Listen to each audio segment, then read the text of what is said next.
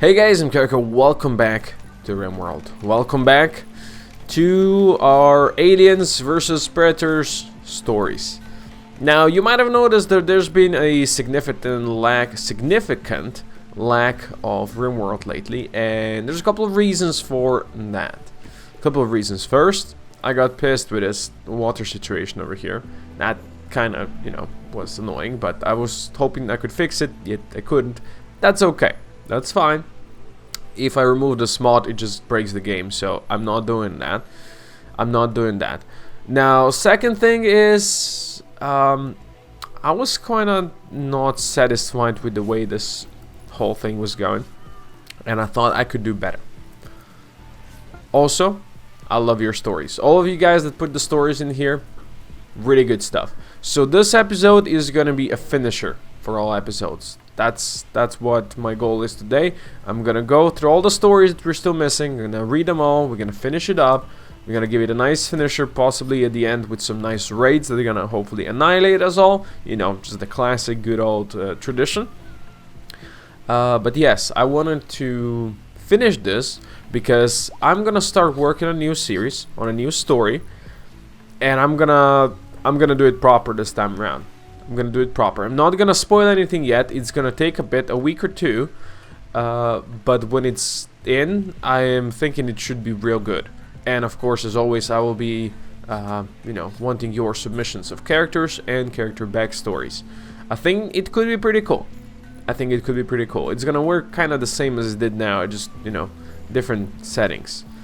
So, without further ado, what we're gonna do today is first I'm gonna go through all the story updates that you guys have posted that I've not read yet. So for everybody, we're gonna do this. So we are not disturbed with raids and such in the meantime. I put Randy on peaceful. I'm gonna read the story updates first, then I'm gonna read all the story submissions of people that didn't make it in. I'm sorry if I couldn't get you all in. But I'm gonna still read your stories because I don't want those to go to waste, because I know not everybody would go to read the stories back in the first episode. And after all that is done, we're gonna put Randy back on crazy mode and we're gonna shoot up some raids or something like that to finish it up proper. Okay? Okay. So, without further ado, let's go in with Wolfie's new update. The attack beginning. Oh no, oh crap, this isn't good. I missed the button. We're being attacked. I grabbed my gun and lightly jogged to the building next door. Irva's office. Irva! I yelled. No response. Irva! I tried again. No response. No. Shit! I muttered and burst into her office. I wonder what god-awful sight would await me. To my shock, Irva was at her desk. Dead, of course. Why wouldn't she be dead? Now isn't the time to cry, William, I said to myself. Next was my house. I couldn't waste any time. Well, after jumping through the window and falling 5 stories, I realized I should have wasted some time walking down the stairs. I got up and ran to 6969 Nice Drive. Nice. And ran in to see Gunn fending off some aliens with his sword. I shot those things in the back and we made our last stand. Dad? Gunn asked. Yeah, Tommy, I responded. What'd you name me after a tortoise? Gunn asked. Well, I decided I was gonna name you Tommy Longback, so I could make your nickname Gun, I answered. Why? Gun questioned. Tommy Gun, I said. Dad, what the fuck? Gun said, a tidbit mad. Well, we should focus on the bigger picture, I replied, changing the subject. Yeah, like where Mum is, Gun asked as an example. Well, your mum's dead, I replied quickly. Okay. Nat? Gun asked. Probably dead, I answered. God damn it, Gun muttered. Well, if luck would have it, Nat walked in right then. What the frick is going on? Nat said. Well, after losing that much blood, he sort of slurred. Michael, what the hell? I said to him. Gun, no, Nat croaked out. Fine, I replied and handed him a revolver. We fought valiantly. Then Nat died of blood loss. Then Gun got annihilated. So I ran until I came to a small hut in the wood, where some random old man was fighting 5 aliens with his bare fist and winning. Now after that old man uppercutted the last alien and knocked its head off, I introduced myself. I'm Henderson. William Henderson. The attack end. I don't know how I feel about this, William. You're getting that insensitive there, you know. Your wife is dying, your son is dying. You don't care about it, do you? You probably cared more about Tommy being obliterated with by aliens in this story. Well, that's not all from William, though. He's got more updates. Update on meeting the hermit. I'm Hill. Hill Mary, the man said. Okay, well, what just happened? I asked. Well, I kicked the first one, punched that one, comboed the lad, threw a log at that one, and uppercutted that one, Hill answered. Well, I've never seen a man who could do that. Maybe he could be an ally. Where'd you come from, lad? Hill asked. I come from Night Watcher's faction, I answered.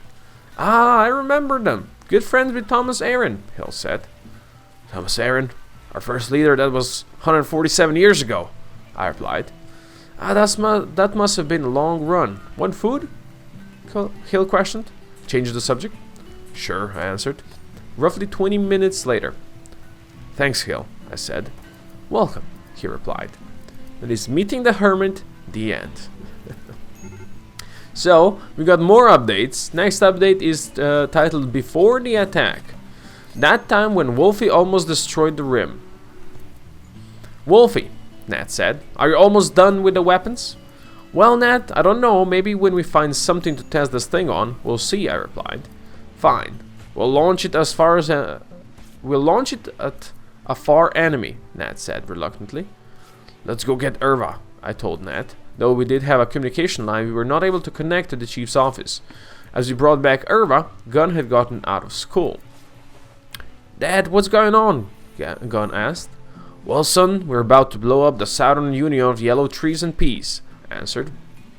Why are we blowing up the TSUYTP? Gunn asked.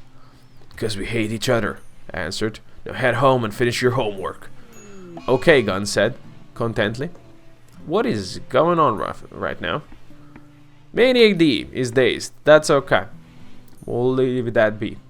Roughly 20 minutes later, the story continues. That should do it, I said. We blowing them up now? Irva asked. Yup, I answered. I stuck to the set of keys into the console and pressed the button. 10 minutes later, a boom is heard echoing across the rim. Oh shit, I said.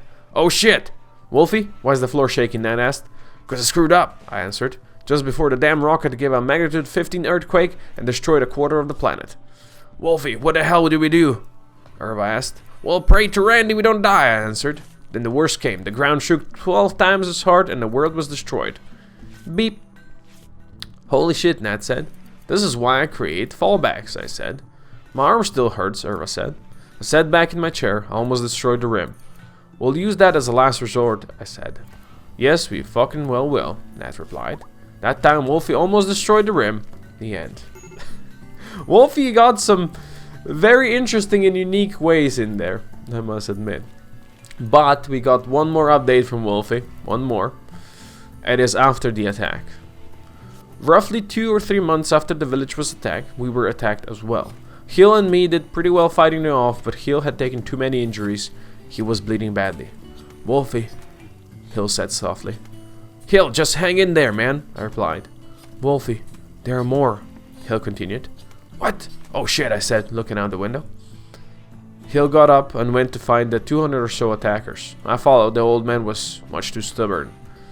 Wolfie, when I say run like you've never run before, Hill said.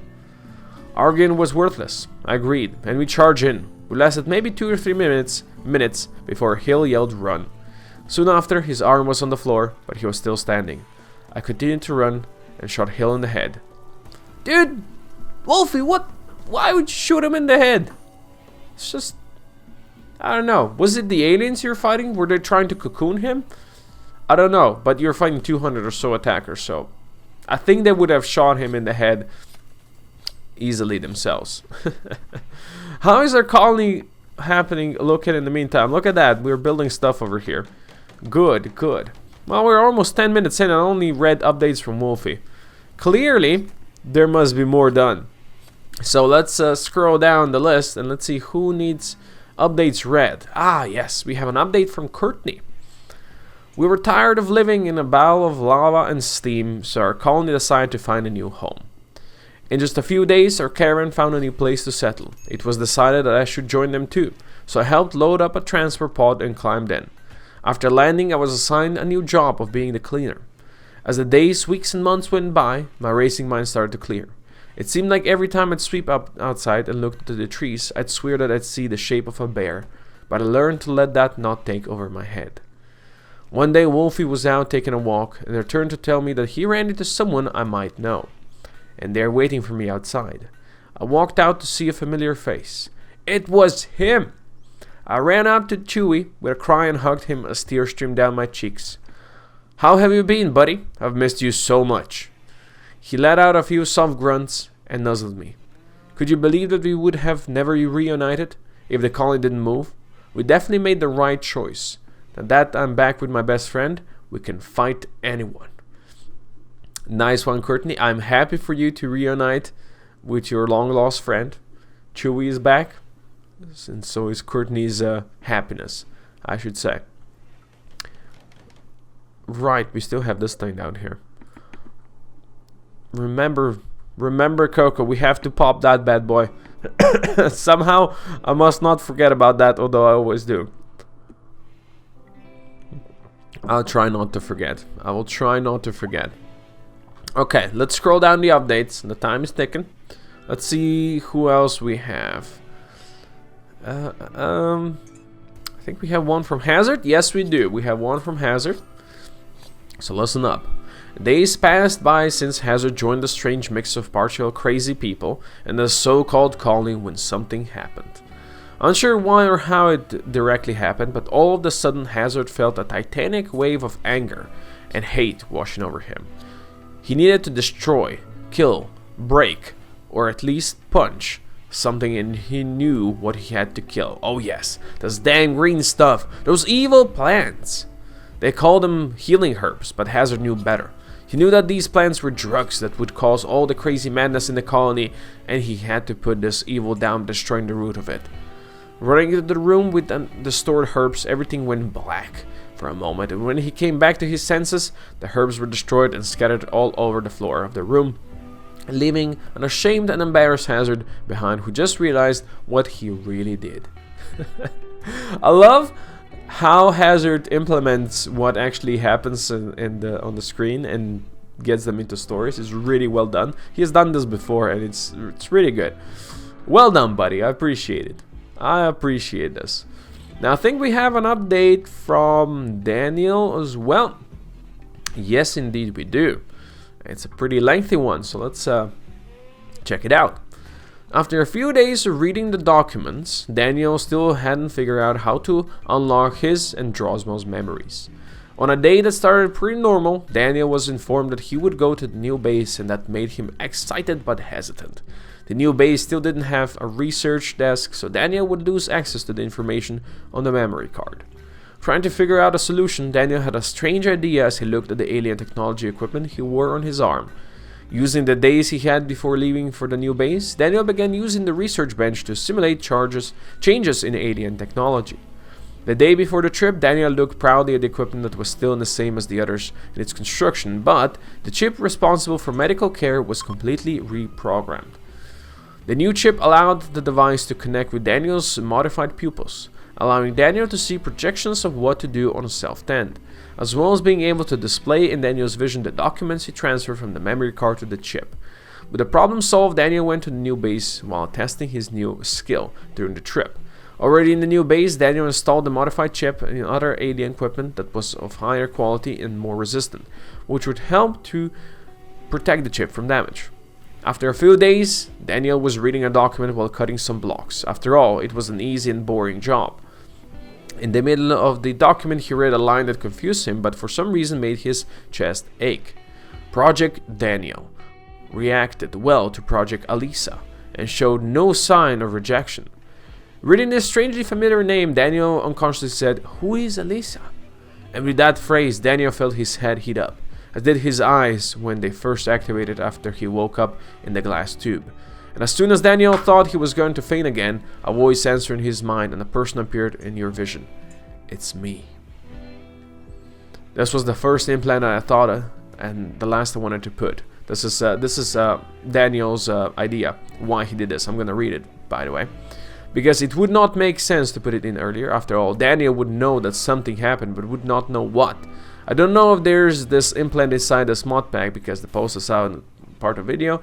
Yes, it is in, but I was looking to see if it was the right implant. I saw a post saying that it is from miscellaneous core, but you can have this implant available, and that I can still add this modification. But understand if it is not allowed or does not have the implant.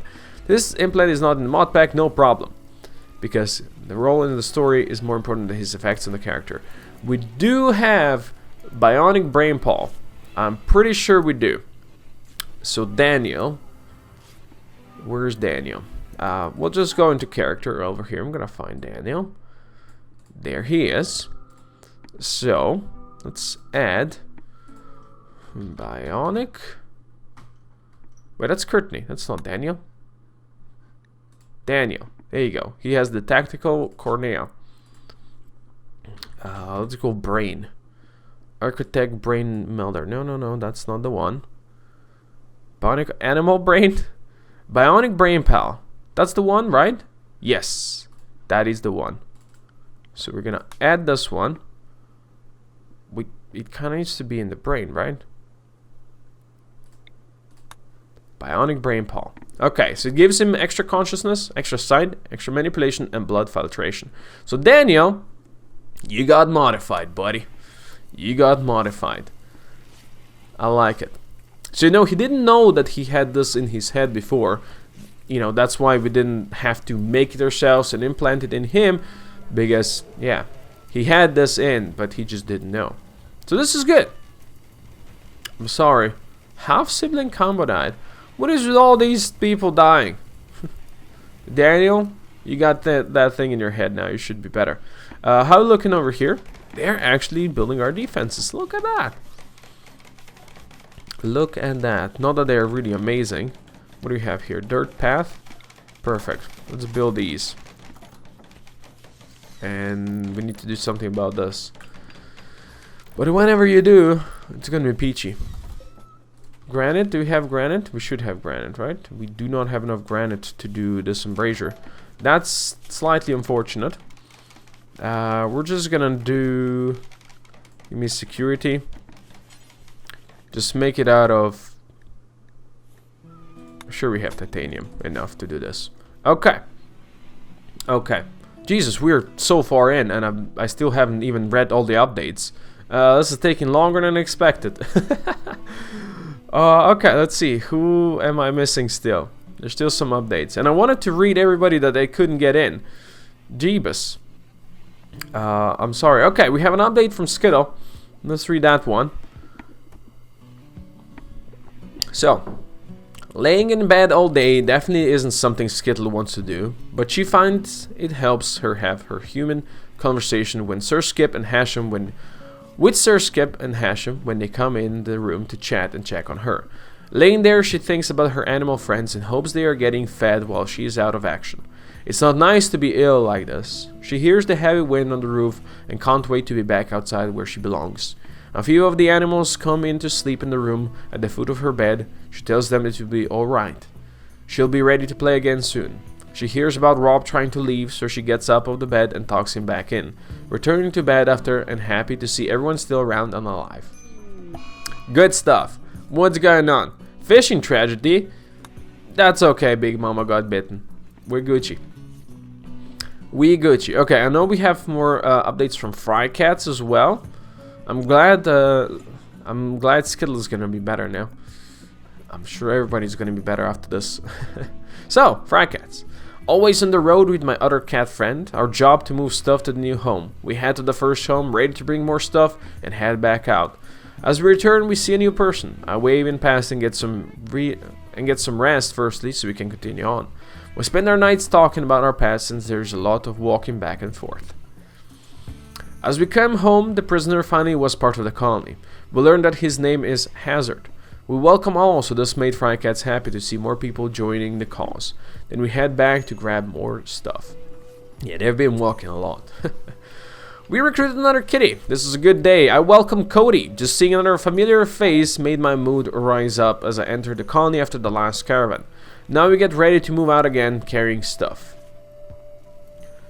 As we entered sparse land, a panther decided to eat llama. And like hell I would let that happen, so Nightfall and myself headed toward it and smacked the panther to death. Then went to unload the animals and probably head back out. Dolo Noodle joined the colony, a weird skeleton guy, but hey, if friendly then no problems. Plus, another cat-loving person is only a good sign that they are nice persons. Now we head back. Slowly, between Nightfall and myself and the colony sending stuff to the new home, we are almost ready to abandon the old home and live in sparse land. Yes, we are. Yes, we are. I think that is all the updates we had. I'm pretty sure we are done. Yes, we are. We're done with all the updates. Okay. Okay, what's going on over here? Gas operation done. It doesn't really matter what we do right now. In fact, let's not research anything. Okay, now I'm gonna go... Oh, we're 21 minutes in. Just Jesus. I'm gonna go quickly. Quickly through... Let's see. Yeah. I'm gonna go quickly through all the people that didn't make it in, and I'm sorry that you guys didn't make it in, but I'm gonna still read the stories because I think, you know, they're worth reading. Game, you okay? Game seems to be lagging a bit. I hope it's fine. In any case, first, Shike, the Scorched Tech Raider. Shunned by his people of old and outcast into the wilds, he took to scrapping and modifying mechanoids to get by. Never figuring on waiting to join another settlement for fear of history repeating itself. He has come to miss humanoid companionship. Cool stuff, Shrike. Shike, not Shrike. Cool stuff. Let's see. Next one we have Sir Bob, the 21-year-old builder with wild flame red hair, slightly taller than normal but with broad shoulders. Comes from a remote, nameless town, loves to do things with his hands, whether that's building, crafting, or stabbing people. Started wondering after raiders destroyed his town and he wants to punish them for that. Painfully. Well, Sir Bob, unfortunately you didn't get a chance to do that, I'm sorry. Next we have JD, who is a male 18-year-old human. It was dark night with stormy weather, thunder striking down. I looked behind me, I saw my father being stabbed by an alien. A knife flew by hitting my left arm. I quickly clutched it and ran very far away. I woke up at a strange base, looked at my left arm completely prosthetic. I was able to sneak away and soar to kill that alien who killed my father, and it came with price. I eventually became a psychopath and ended up killing every alien I see. Well, that's good for you, JD. It's good for you. Let's continue down the list. Let's see who. Okay, so we have Xerxes Break, who is a Ryan Corp cyborg test subject, aged 35, is male, tough, psychically dull, careful shooter. Let's see. Xerxes finally opened his eyes. However, first thing that he sees is a boot up sequence in front of him. Initiating body check procedure. Right bionic arm 50% damage, left bionic eye 30% damage, memory chip 20% damage. Damn, he cussed. Everything is a little bit fuzzy. All that he remembered before he shut down is that he's a test subject of the Orion Corp. The scientists are trying to install some advanced bionics in him when everything went to hell. An alien life form have infiltrated the laboratory on where the experiment is taking place. A sudden explosion happened and everything went dark.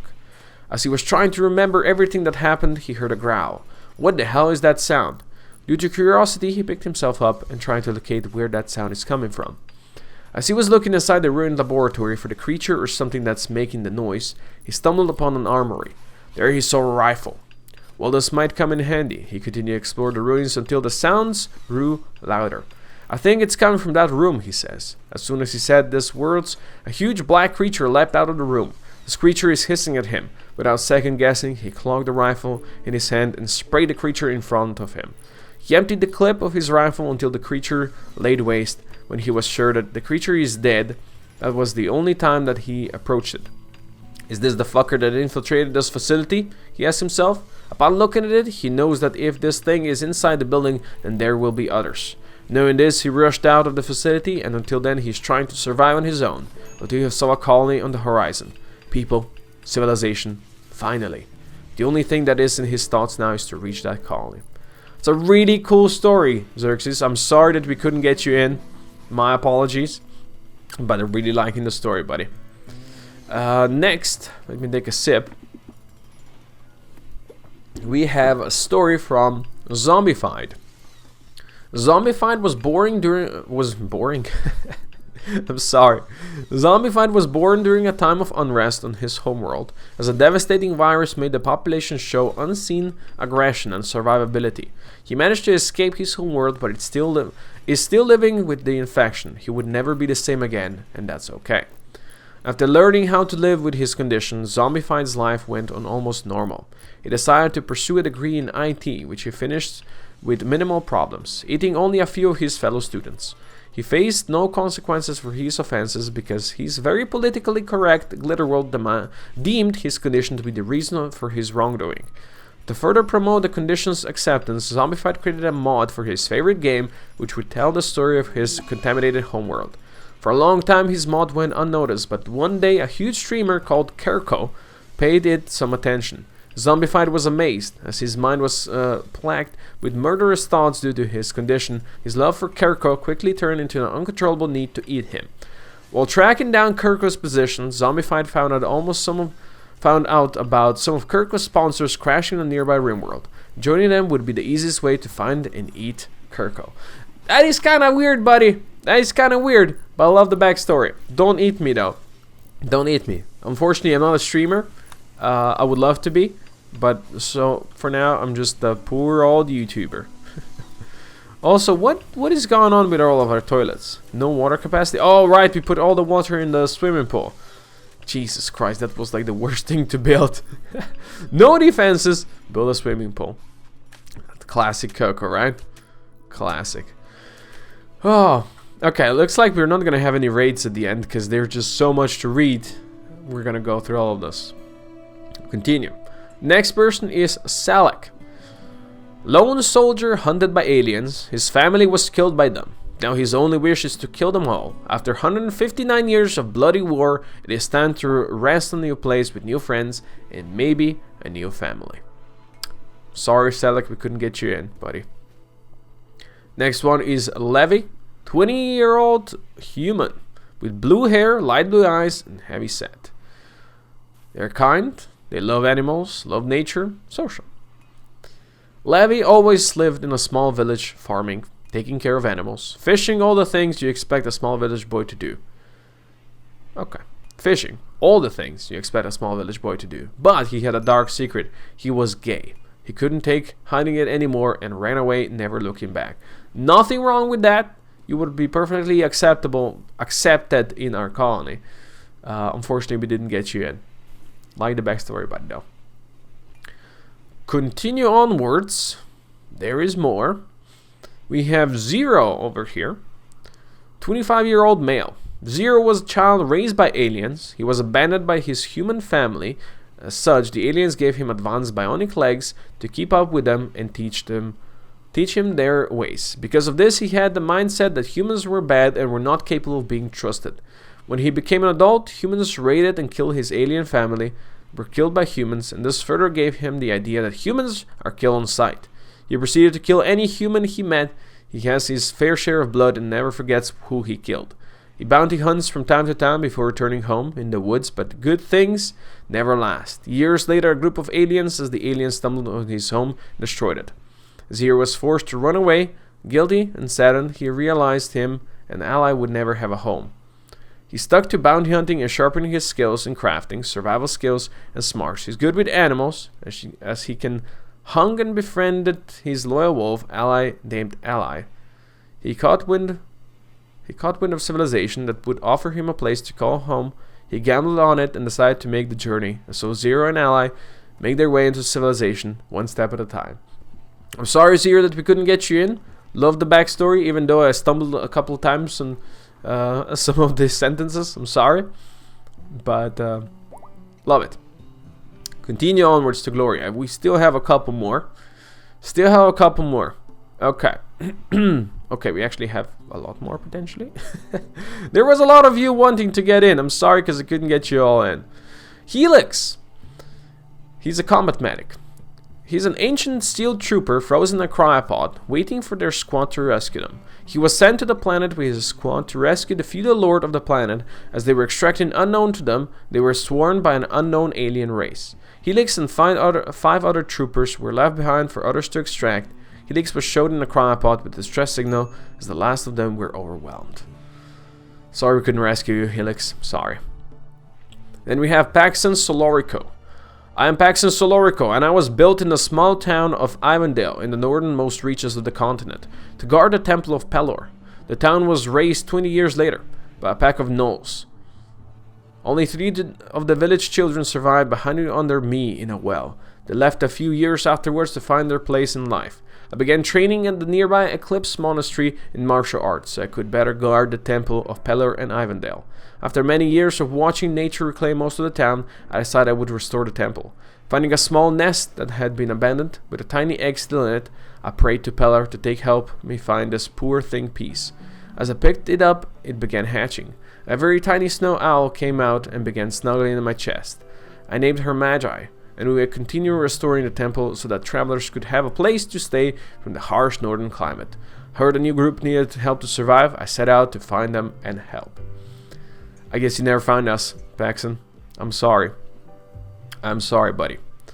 Continue onwards. We have Felstead, a fellow YouTuber. No, actually, no, you're not a fellow YouTuber. No, that was another person. I'm sorry. Never mind. Never mind. Felstead is a cop, and his grandparents were a heavy gunner, so he has some gun skills. He likes dogs. He also likes technology. He would always be around it. He has always wanted to shoot people in the line of duty. He comes from the technology and wants to fight in the world against all the raiders trying to kill him and his friends. I remember now Felstead wanted to change this to be a murder bot. We never got to murder bots. I'm sorry. Sorry, Felstead.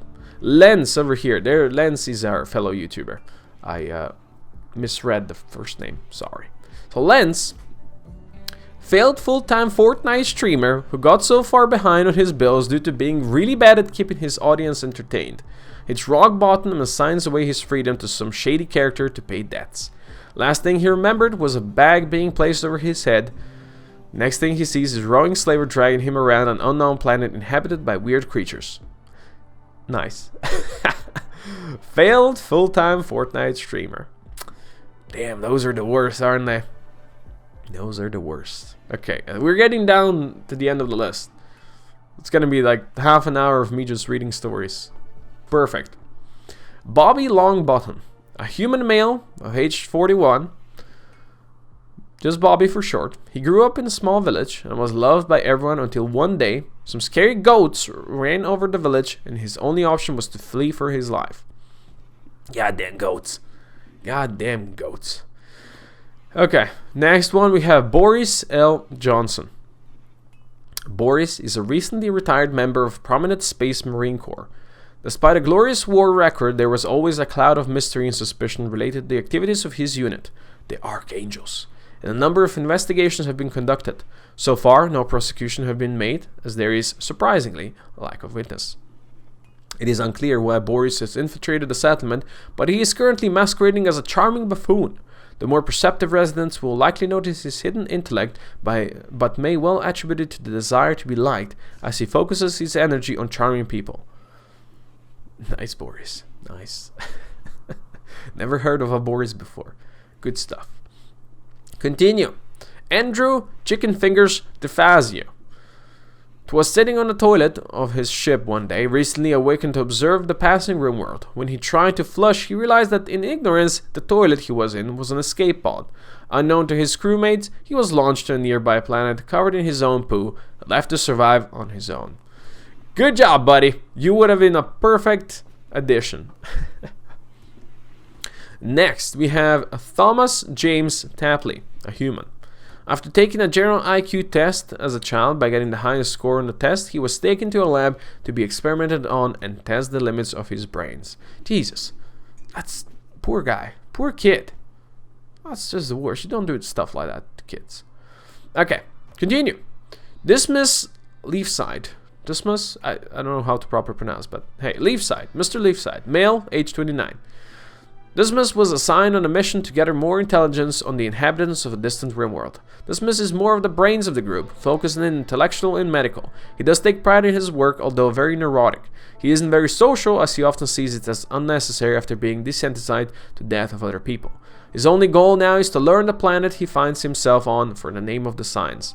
It was his only goal, but now he must try to survive in a hostile environment. He shot a gun before, but only a small handgun, so now he's just a bit more nervous, as his little combat might be his demise. At least he can cook. Now he hopes he has a table. No table for you! Mr. Leafside, no table for you. Okay, we have 3 more, I think. Keep it up. Let's go. Sergeant Maxwell Lee Smith. Maxwell being a Colonel Marine since a long time. Or is it Colonial? I don't know. Maybe it's Colonel, maybe it's Colonial. A Marine since a long time had been fighting bugs too, for a good long while too. Unlike your normal Marine, he's made it to most conflicts with bugs, stacking a high death toll under his belt, but he's got issues behind. Quick to temper and having mental problems, most suggest after losing friends left and right, does that to a man. He's seen promotions and been demoted due to these flaws of his, but you could see his battle scars, which in a way gave hope to those around him. His biggest sign of survival was the robotic metal arm.